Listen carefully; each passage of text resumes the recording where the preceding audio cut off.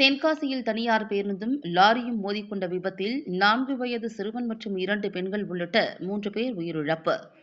தென்காசி போக்குவரத்து காவல் ஆய்வாளரின் துரித நடவடிக்கைக்கு பொதுமக்கள் பாராட்டு.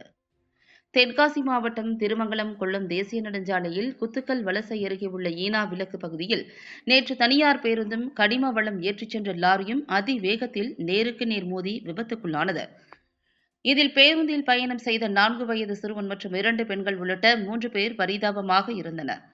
மேலும் 15 பேர் படுகாயமடைந்தனர். பேருந்து ஓட்டுநரின் கட்டுப்பாடற்ற வேகமும், இலத்தூர் சாலையில் வேக தடை இல்லாததும் விபத்திற்கு காரணம் என கூறப்படுகிறது.